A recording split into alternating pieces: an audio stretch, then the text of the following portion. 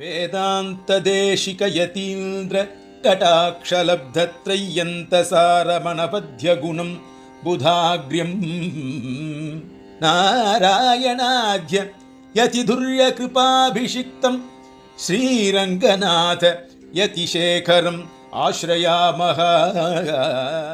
ओम शांति शांति शांति नमो वाचे यादो तत्ते वाचे नमो वाचे नमो वाचस्पते मरुद्भ्यो मंत्रभ्यो मंत्रपदेभ्यो मामानुषयो मंत्रपदो मंत्रपदे प्राणोपनिषदे मंत्रपदो मंत्रपदे शिशुदेवी वासमुद्या शिवा दुष्टानां देवेभ्यः सर्वमेधौ सर्वपृथिवी सर्वविश्वमिदं जगत् सर्वचन्द्रश्च सूर्यश्च ब्रह्म प्रजापति पूर्णं वदिष्ये पूर्णं वदिष्ये हेतो वदिष्ये यशो वदिष्ये तपो वदिष्ये ब्रह्म वदिष्ये सत्यं वदिष्ये तस्मात् कर्मकर्मे प्रजाये पशूनां भूया तपस्तमहं प्रजाये पशूनां भूया सत्यकानां वाक्यो मानां प्राणापानो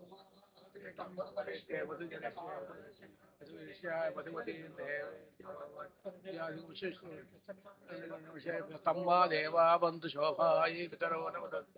ओम शांति शांति शांति तच्छयोरावृणीमहे गातुर्यज्ञाय गातुं देवी स्वस्तिरत्ना स्वस्तिर्मानुषे शन्नो अस्तु दिवदे शञ्चतुष्पदे। ओम शांति शांति शांति।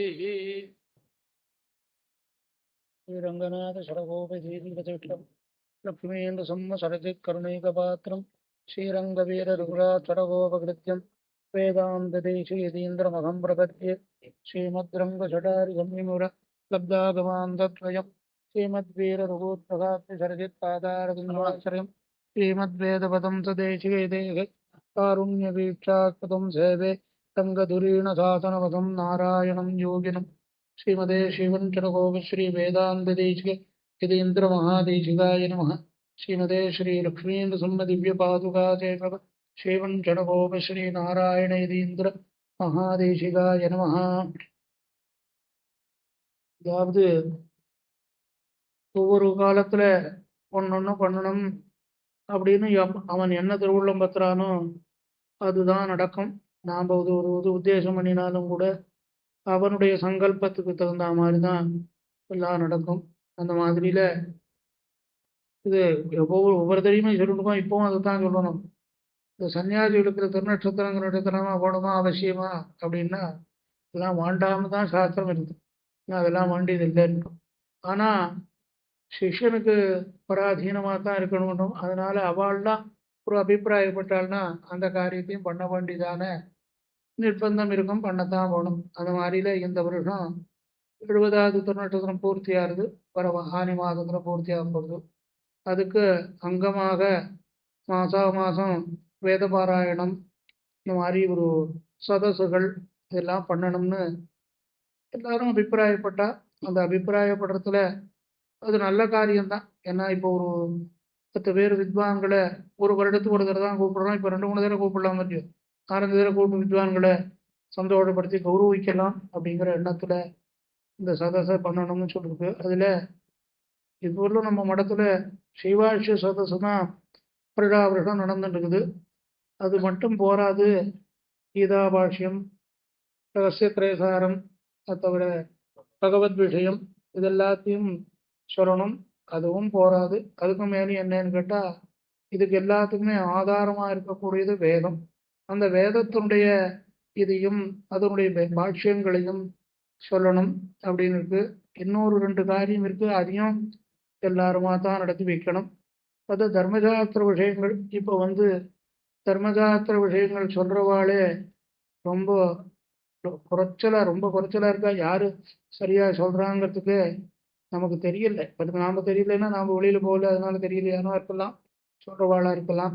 அதே மாதிரி நாம பண்றோமோ பண்ணலையோ ஸ்ரௌத விஷயம்னு ஒன்றும் வேதத்துக்கு அங்கம்.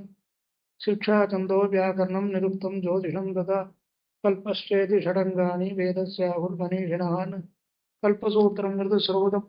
அதெல்லாம் தெரிஞ்சுக்கணுங்கிறதுக்கோசரம் அதெல்லாமும் பண்ணணும்னு நினைச்சுட்டு இருக்கோம்.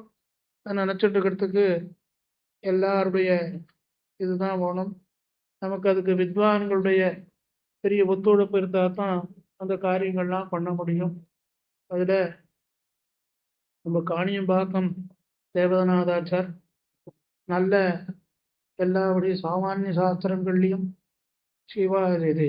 சிவாட்சியத்திலையும் ஆகட்டும், வேதத்திலையும் அத்தியனம் பண்ணிட்டு அந்த மாதிரி இருக்கக்கூடியவர், நல்ல அதிகாரியாக இருக்கக்கூடியவர்.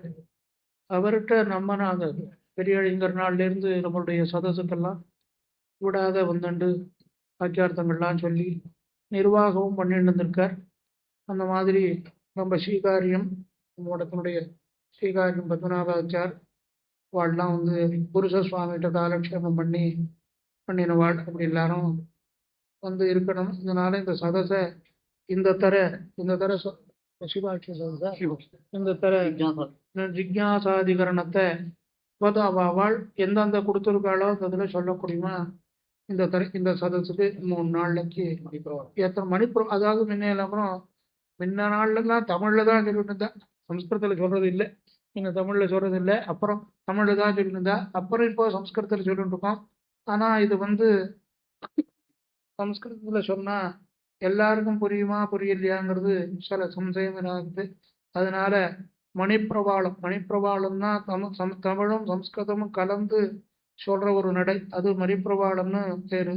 அந்த மாதிரில சொல்லணும் அப்படின்னு ஏற்பாடு பண்ணிட்டு இருக்கா. அதுக்கு யாராவது புருஷகாரமாக இருந்து பண்ண போகணுமோ இல்லையோ.